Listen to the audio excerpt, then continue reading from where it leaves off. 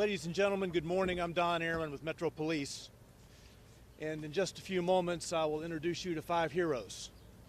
First of all, we have an update for you from Chief Swan about road and traffic closures in the downtown area. And then Mayor John Cooper and Chief John Drake will speak with you briefly about our 5 officers, and then we'll introduce the officers to you. First, Chief Swan. Good morning. So just to give a quick update on the infrastructure, as we work with our federal partners, law enforcement partners, and the footprint shrinks as far as the investigation, they will release the properties back to Metro. Once that happens, we will do a preliminary sweep. We'll have our public works, codes department, fire department, along with all utility districts that will go into the affected area just to make sure that it is safe. Then we will release that back to our business partners and residence owners. So I'm happy to announce this morning between 4th and 5th Avenue down to Broadway will be open. So as of 10 a.m. we will release that. We're doing the sweep right now as far as our preliminary sweep with all our partners I mentioned earlier. We'll let our business partners come in. That liaison will be from the Office of Emergency Management working with our downtown partnership. As far as the communication update, we know that AT&T yesterday as of 8:30 last night, they've restored all the mobile communication. And then this morning, they got back into the workflow, and there will be times where we will lose communication because they are trying to restore the 4th floor. At the 4th floor, that will get our critical infrastructure back into play. And that's internet, along with landlines and our 911 system. They're feeling very confident by the end of the day. They will have us up and running at full capacity.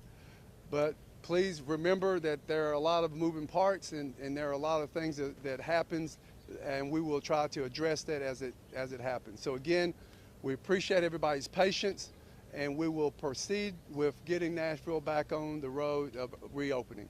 Thank you. Thank you, Chief. And then very quickly this morning, I just talked to Senator Blackburn, and she was reporting to me on a conversation she had with the President. Grateful to her, Governor Lee, for Fleshman, Rose, that federal help will be a priority here for rebuilding in Nashville. And of course, it needs to be. Our businesses have suffered a lot with COVID, and this doesn't need to add to that difficulty. And so everybody's working together really well to try to make that happen as quickly as possible. Today I want to recognize our 6 officers who saved lives here in Nashville. It's a great thing that our city has such heroes. Officer Llewellyn, Tapping, Cypus, Wells, Hosey, Sergeant Miller. You know, their actions saved lives, and I think they may consider what they did was just a regular part of their duties. But we in Nashville know it was extraordinary, and it's thrilling to have them in our community, and we need to recognize their heroism. I know they're not accustomed to all of this publicity, but it's marvelous that we can celebrate the courage in our community. And the entire nation, I think, is grateful and deeply interested in hearing from them. And with that, let me turn this over to our Chief Drake, to do the introduction. Thank you. All right, good morning, everyone. Before the officers say a few words, I'd like to reiterate that we feel Nashville is safe. There are no known threats against this city at this time. But that's not what I wanted to talk about today. I want to talk about our men and women of our police department who do heroic efforts every day. But on this particular incident, officers responded to a shots fired call, and unknowing anything else at the time, they began hearing announcements that something was about to detonate coming from an RV. Immediately, they didn't think about their own lives. They didn't think about protecting themselves. They thought about the citizens of Nashville and protecting them. And they went about knocking on doors, and had they not made their efforts, we'd be talking about the tragedy of people and lives lost. So with that said, I'd like to turn it over to our heroes. They may not think they're heroes because they go about this job each and every day, but they are our heroes, and they had a really heroic effort that morning. Thank you. Well, it's my pleasure to introduce you to our 5 officers. Sergeant Miller is traveling out of town this morning and couldn't be here, but these 5 officers behind me graciously agreed to speak with each of you. What I've asked them to do is to come up one by one and talk about their response on Friday morning, starting with the officer who arrived first and then the other officer. Hello everyone, I'm Officer Llewellyn. Initially we got a shots fired call. I was running zone that night, so I took it. Officer Hosey backed me up. I arrived on scene. Initially I didn't hear any shots fired, nothing like that. We were told that shots were coming from inside the building at 178 2nd Ave North. Upon arrival, I checked because it's a liquor store / apartment complex and Airbnb that has the same address. Checked the bottom floor, couldn't see anything immediately, couldn't hear anything. At that time I requested a code to get access into the building. Was waiting on Officer Hosey to show up and the code. Shortly after Officer Hosey showed up, as soon as she got out of the car, almost immediately, the RV started making an announcement. Somewhere along the lines, don't quote me exactly, but there's a large bomb within this vehicle. Your primary objective is to evacuate. I wasn't quite sure what I heard, so I looked at Officer Hosey just to verify we heard the same thing, and then it started over. At that time, I called and notified Sergeant Miller.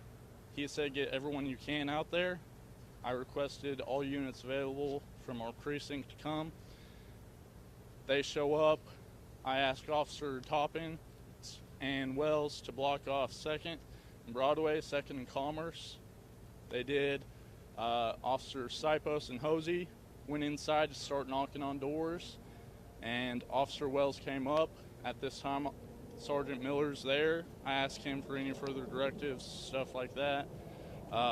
At that time, we set up our cars to kind of set up as much of a barricade as we can, keep people out. We go inside. Just before we go inside, probably about 5 minutes after we're there, I'd say that the timer then started counting down. Officer Hosey and Officer Wells are the first ones that noticed that. In between this, I did look at the RV, noticed that all the shades were down, and kind of walked around it to see if there was a tag, anything like that, to try and get more info. I did not notice one. From there, myself, Officer Hosey, Wells, and Sipos went into the building and knocked on all the doors we could to notify as many people as we could that we had a possible public safety concern and that we needed people to evacuate. We noticed that there was a basement exit, so we asked everyone to go down and out the basement. We essentially made contact with, I believe, 6, 7 apartments and asked them to evacuate. The rest, we never got an answer, so we moved outside and tried to move down the street. I went northbound towards the hotel up that way, and Officer Hosey, Sipos, and Wells continued southbound towards the other places. From there, pretty much sometime later, the music started, and I notified over the air to notify other officers, and then after the song, it continued to go back to the announcement for a little while. After it switched back, I did notice that there was a gentleman and his dog that came out of 217 2nd Avenue North. I noticed him. I went up to him to notify, hey, you need to get inside, notify anyone you can, and please evacuate. Shortly after that, the explosion went off. I got knocked to the ground. I immediately got up. Luckily, no injury, nothing like that. I noticed a gentleman in shock with his dog. I checked on him, got him inside, went back, checked on Sergeant Miller, who was inside his car at the time. He seemed all right. I opened his door. He was cutting his airbag that went off away. Then I ran down, noticed Officer Hosey putting out radio traffic, and I noticed Officer Sipos, to my left. At that point, they seemed okay, so I ran forward into kind of the debris area. I noticed what appeared to be 4 people that came out of, I believe, 178 2nd Avenue North that we weren't able to get contact with. They seemed in shock and in awe of what was going on. At that time, to get their attention, I yelled at them and told them they needed to get to safety and run. They took off running northbound on 2nd. I'm not sure where they went from there. From there, I did a quick sweep of the road and everything else, see if I could see anyone else, and I noticed that the other cars were on fire in the area. Wasn't sure if possibly they were going to explode too, so at that time I pulled back and resources started coming to us, and I just assisted the best I could with keeping people back from that point. So that's essentially the role I played, and I'm going to turn it back over. Thank you, Tyler. Officer Brenna Hosey was the 2nd officer on 2nd Avenue that morning. Officer Hosey is a 4-year police department veteran and also assigned to the midnight shift at Central Precinct. Officer Hosey. Good morning, everyone. I'm Brenna. Like Tyler said, we got the shots fired call, so I was going to back him up on 2nd Avenue North. As he said, as soon as I got there and stepped out of my patrol vehicle, we started hearing the announcements being made. Kind of had that confused look on, is this really what we're hearing right now? After he notified Sergeant Miller, we were trying to think of the best way of action. We were making sure the entry code worked. As soon as Sipos showed up, he and I started knocking on doors, waiting for Sergeant Miller and everyone else to arrive on scene. We were able to clear the first floor, and then Sergeant Miller, in his thinking, had us come back out and move our patrol vehicles to a more strategic position, so if we needed to go back to our patrol cars, we wouldn't be affected at all. Probably not only saving our lives, but saving our patrol vehicles and the way that he had us positioned. So we go back in, start clearing floor by floor on the 2nd Avenue North apartments. Once we made contact with everyone we could and made sure that they were getting out of the building is when we started to move down, keeping in communication with dispatch, trying to get entry codes for all the Airbnbs that were on 2nd Avenue North, trying to make entry. At this point is when we'd heard the 14 minutes until detonation announcement, so we're moving as quickly as we can. We make it all the way down to 2nd and Commerce. There's actually a B detail officer that I'd been in contact with that lives in one of those apartments, asking him if he was okay, telling him what was going on, and then if he could start helping evacuate people out of his building, because we did not have access to it at that point. Once we'd made it to 2nd and Commerce, what else that we could do once we evacuated and made contact with everybody that we could. So I told everyone it's probably best that we just go back to our vehicles and regroup until the bomb squad gets out there and we figure out what we need to do from there. At that point, we had heard the 3 minutes until detonation. So myself, Llewellyn, and Sipos had headed back northbound on 2nd. I had made the turn onto Church Street while Tyler went to go talk to Sergeant Miller, and that's when the explosion happened. I was thrown forward, knocked to the ground, but I was able to catch myself. I was fine. At that point in time, I tried to get the air, but Amanda had beaten me to it, letting everyone know, or letting dispatch know, what had happened. I made a phone call to a loved one to let them know that I was okay, and then I ran to the intersection to check on Miller and Llewellyn to make sure they were okay. Saw Sipos running towards the intersection as well. That's when I got on the radio to make sure Wells was okay. Couldn't get a response from him, but from the blast he had some hearing loss. So that's when Amanda got on, said that he was okay. So I was just trying to make sure all of our people were okay, and then going from there, trying to figure out what was the best course of action to keep everyone that was either in the immediate blast area that we weren't able to evacuate, or anyone that was coming in, and how to best keep them safe.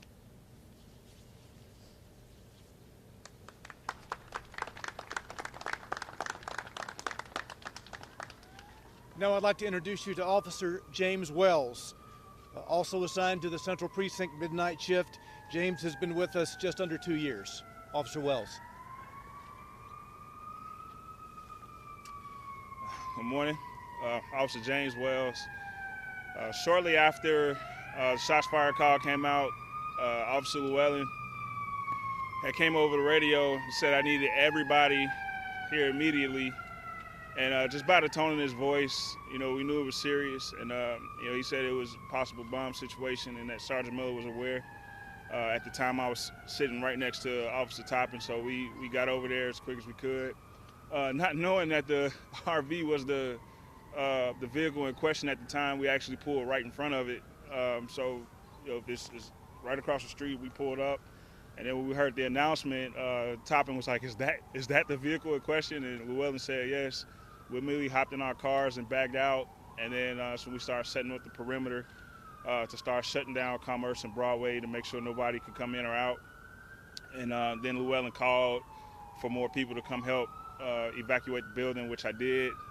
At that point is when I heard, you have 14 minutes to evacuate the area. And at that point is when I started to prepare my mind for secondary things to happen. I actually told everybody when we come out to make sure we look at the high ground and the parking garages just in case, as I felt like maybe an active shooter might have followed that, just because it felt, at that moment, it felt real and it felt like there was going to be some secondary activity. So every time we came out of the building, we made sure that we were looking around and checking high areas, just making sure nobody was peeking around and looking at us.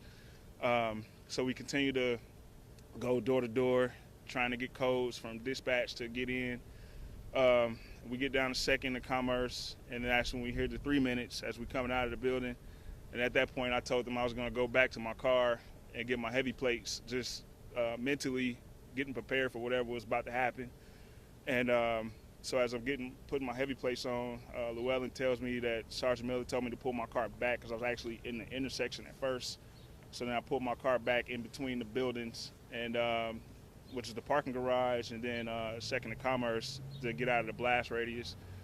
And at that point, I get out, and I'm starting to go back toward Llewellyn and Hosey.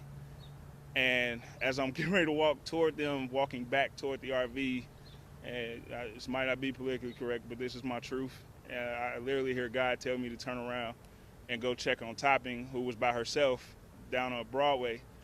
And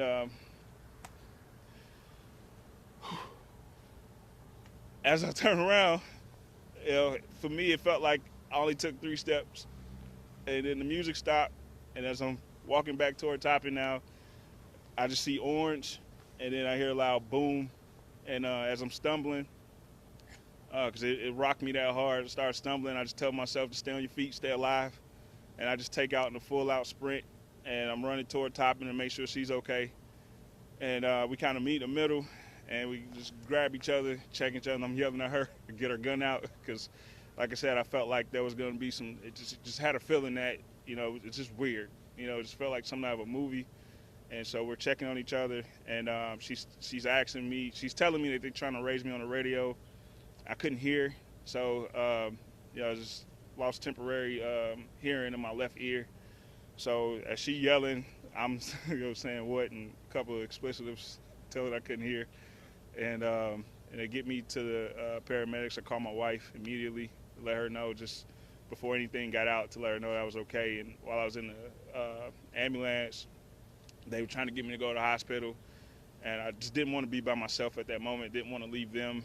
And then I heard that there were 3 people that were injured, so I told the paramedics to take care of them. And I was like, per policy, I got 10 days to get checked out. So it's like, y'all go check on them, go check on the civilians. And then I immediately went to go find Topping, just kept asking where Topping was, and we found her, and that was my part in it.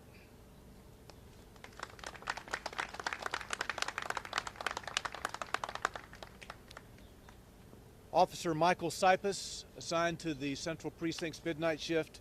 Michael's been with us also just under 2 years. Officer Sipus. Thank you. So I was I believe the 3rd or 4th officer on scene of what at the time was a shots fired call. I pulled up in front of the building that the initial call came from. Didn't know at the time I was almost directly across the street from the RV. Exited my vehicle, heard it making the announcements, essentially telling us there was an explosive device in the vehicle, not to approach it, that we should be evacuating the area. At that point, I moved up the street a little bit, at which point I met up with Officer Llewellyn and Officer Hosey. We started making plans to get into the buildings, start knocking on doors to let families know what was going on and get them out of the building. I don't know the address off the top of my head, but the first building we went into was the one that the initial call had come from. Between myself and all the other officers knocking on doors, I think we made contact with 6 or 7 families, informed them they needed to exit the building to the what would have been the First Avenue side to keep them off of the street with the RV. After we worked our way through the initial building, knocking on doors, we went back outside, at which point we started working our way southbound on 2nd Avenue North. Like these other officers said, we were in communication with dispatch, who did a fantastic job through the whole incident, trying to get door codes to get in and alert more families. I believe we made it into one more apartment building, if I remember correctly. I don't think we made contact with any families in that building. At that point, Officer Llewellyn, who was outside, let us know that the recording had changed. I believe that's when a song started playing. I don't know what the countdown was at that point. I know by the time we made it back outside after the last building we had checked, it was down to 3 or 4 minutes. At that point, we decided to work our way back up 2nd Avenue northbound. We had decided, like Officer Wells said, to get our heavy plates on to prepare for whatever might come after the countdown ended. At that point, I made it back up to Church Street. I rounded the corner to head towards 1st Avenue, where my car was parked. I'd actually just popped the trunk on my vehicle to get another piece of equipment out, at which point I just felt a push, basically. I was thrown into the trunk a little bit, turned around to see just a very orange sky and a lot of smoke. At which point I ran back towards 2nd Avenue North, as all the other officers did. Just wanted to make sure all the officers that I knew were in the area were safe. Like Officer Llewellyn said, there were a few people that had come out of an apartment building, so we did our best to get them out of the area as quick as possible. At that point, we just spent time keeping residents that had come outside, as well as pedestrians that were just trying to enjoy their morning, keeping them away from the area, trying to carefully explain what was going on and that they just needed to stay away for safety. Thank you.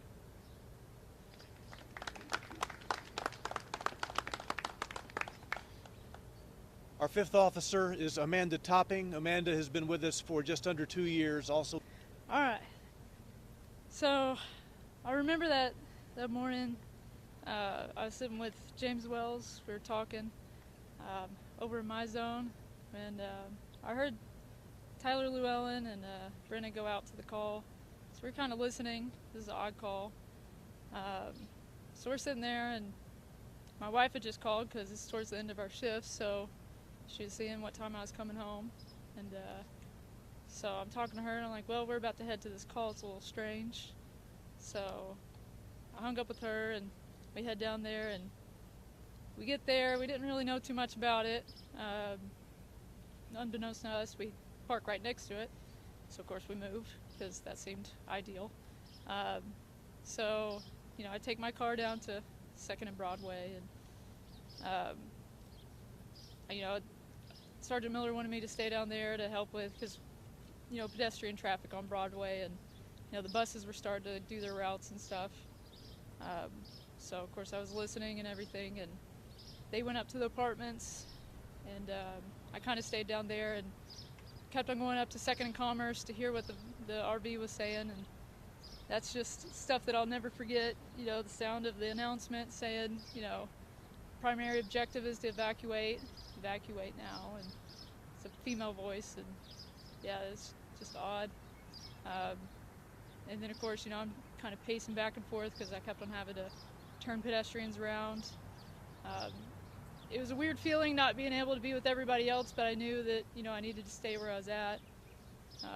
Because, you know, you want to be with your detail, especially when you just have a feeling something's not right. And something that weird, just, you don't get stuff like that. So, but I was standing there by my car, and I heard Tyler say that music just came on. So I got, you know, I went to go get closer, and I heard it, and I was like, oh my gosh. So I was about to get on the radio and say, you know, I know it's almost not my place, but like, everybody's getting out of the buildings, right? We need, like, everybody, I wanted everybody to be safe.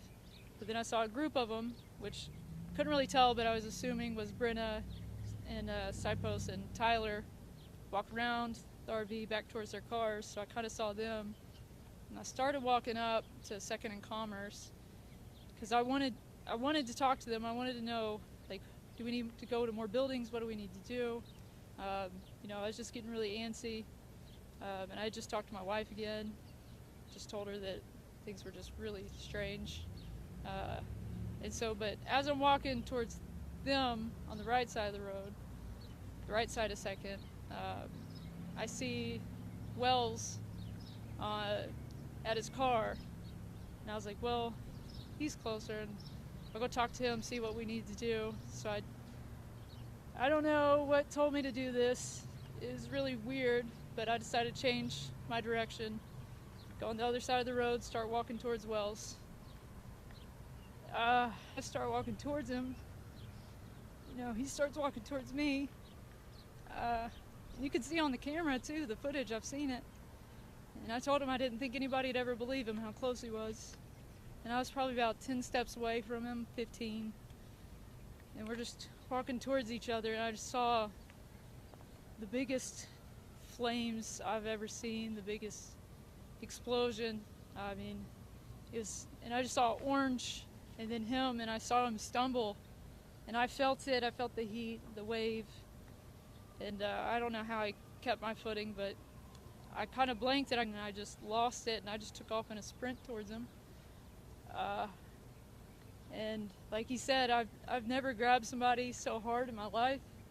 I grabbed him, he grabbed me, and we just ducked into a doorway because we didn't know what was coming afterwards. And I'll never forget the window shattering after the blast all around me. It kind of looked like a big prop from a movie scene, all the glass breaking at once. You know, it hit me all over.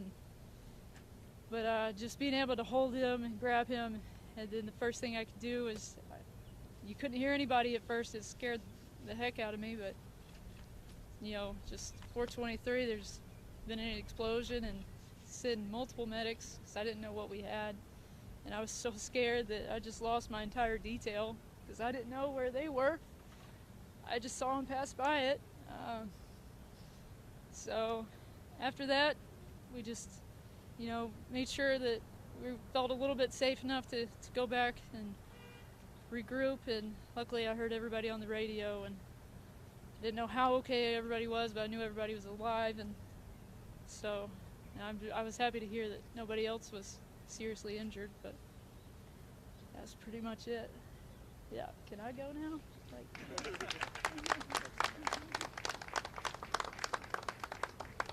All right, these officers have agreed to take just a few questions. Please, if you have a specific officer you want to ask of, identify that, or if you don't have a specific officer, we'll try to find the best one. Where the bomb squad was? The Metro bomb squad, were they on the way? Yes, the bomb squad was on the way. The bomb squad had been requested, and they were on the way.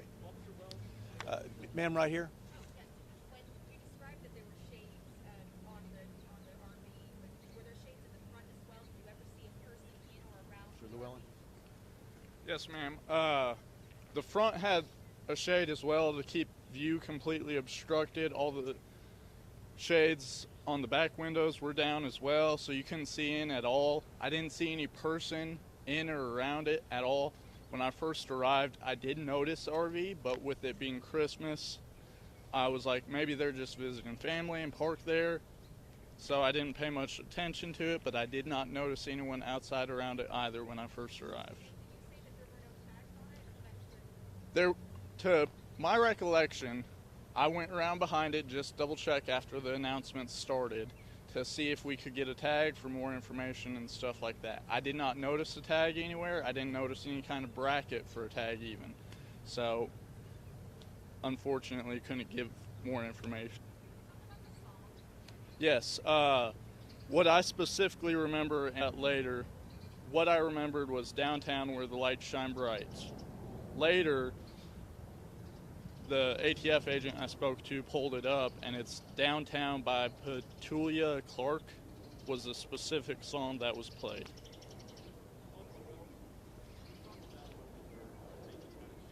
I'm sorry, you kind of speak up for me. Talk about a moment where your feet kind of changed and things got real. As you're hearing that audio recording, you're hearing 5 minutes, 4 minutes, 3 minutes. No, it wasn't a consistent countdown. It was like, hello, this is a warning. For your safety, evacuate the area. And that looped for a few minutes. And then as we were getting ready to go in the building, it changed to, you have 14 minutes to evacuate the area. And that's when my mindset changed, and we started looking at the building. And then there was also cameras on the RV, like surveillance cameras above the mirror. So you got the hangover part that hangs over the windshield. I'm sorry, I talk with my hands. And so you got the hangover part, and then you got the rearview mirror here. The camera set in between that. So it just, it felt like whoever was behind it was watching it. For me, it felt weird. All of the cop lingo that you hear about the spider senses, about the hair standing up the back of your neck, all that went through my body, and it just immediately the training kicked in that we do as far as staying calm, but being vigilant and watching around us. So that became my primary objective, is to, as we are evacuating, also looking for any threats in the surrounding area. As those minutes are counting down, what are you thinking? I'm preparing for a shootout, and also getting as many people out as possible. So it's, multitasking in my thinking, just getting as many people out of these buildings as we can, and also ready to engage anybody that was not in this uniform. You mentioned hearing another voice. I was God. I'm not going to shy away from that. I am a spiritual person, and so I truly believe that when I do this job, I'm led by that voice. How I treat people, how I go about doing this job every day. That's what guides me, and I truly believe that that's what guided me in that sense, because I was literally getting ready to walk back toward that RV, and you watch the video, and so I turn around and start walking in the opposite direction, and then 3 seconds later, boom. So I'm not going to shy away from that, because that's what saved my life. That's what got me to see my kids and my wife on Christmas, and good to see you has a completely different meaning for me now. So. Can we do 2 more questions about anyone else? Yes, ma'am. How close were you Thursday compared to how close this group is now? What do you mean close as far as? Connected forever. Yeah, obviously, I already had a genuine feeling for all of them, but of course this is going to tie us together forever, for the rest of life, and so just the love for them is even bigger now, and Christmas will never be the same for any of us. So. Officer Hosey. Yes, sir.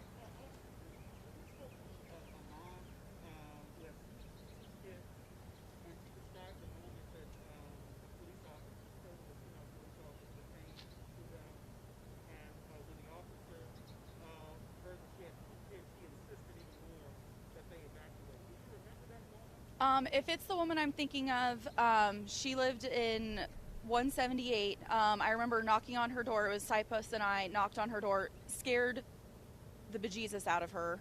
I told her that there was a threat in the area and that we needed her to evacuate. She said, okay, let me get my kids. And that kind of just put my heart up in my throat. I don't have kids, but I have cousins and nieces and people that I love that are small. So I'm thinking maybe 1 or 2 kids. She ended up having 4 kids. And so as she's getting them out, and she's got a stroller and she's got 2 in there and then 2 helping her get stuff. And I'm asking her if there's anything that I can help her with to help make this easier. She said no, she's okay. But she's being a little bit more insistent on what's going on. And at that time, I kind of tell her, like, there's a more serious threat, and that's why we need you to go. So, like, I'm thankful that we were able to make contact with her and that she was awake and able to evacuate. Yeah. No, I mean, when something like this happens, it doesn't make any sense. And I was telling some other officers, like, if this is something you said would ever happen in Nashville, I would say that this was at the bottom of the list of anything that I thought would ever happen. And who knows why. Did any of the officers find any evidence of shell casings, or did you even have time to look for that original shot fired call? Not in between getting the call and then having to evacuate everyone. Where the shots fired call came from, we did not find any evidence of shots being fired. No shell casings, nothing like that. Anyone in the building that we made contact with said they didn't hear anything like that. So there was, like, the question that we raised was the loudspeaker that we heard playing gunshots to make it appear like shots had been fired. That was just a theory we came up with. We don't know if it actually happened or anything. Had a question over here. Yes, sir. You described the moment that you saw a man walking his dog.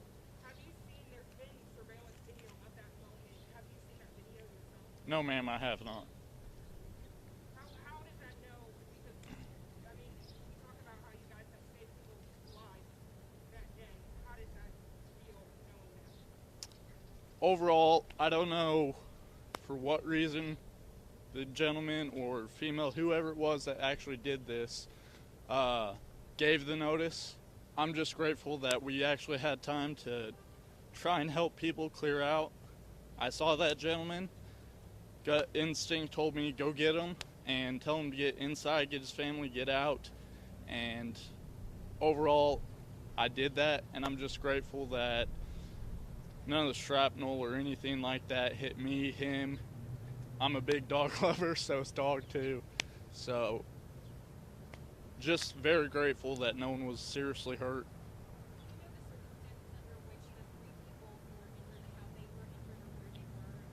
I personally do not know any of those circumstances. One more question, please. One more. Yes, sir. Sound coming from a loudspeaker outside of the RV or inside? To me, it sounded like it was coming from inside the RV. Through the window? I don't know if they had like a mounted loudspeaker, kind of like our patrol cars do, to where it's in the grill, or what, but I heard it coming from the RV itself. So, Loud? yes, you could hear it almost all the way down to Broadway and all the way up to Union almost. So,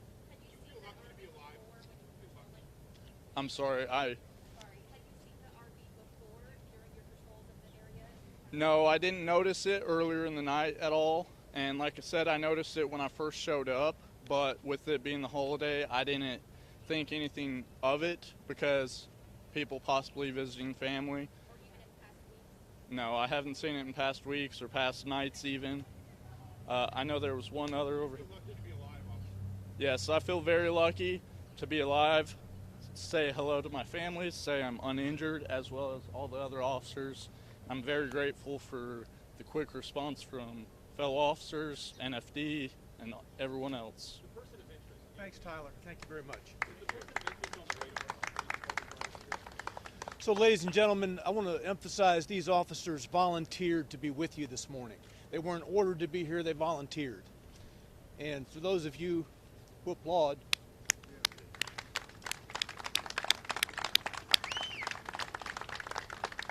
thank you all very much.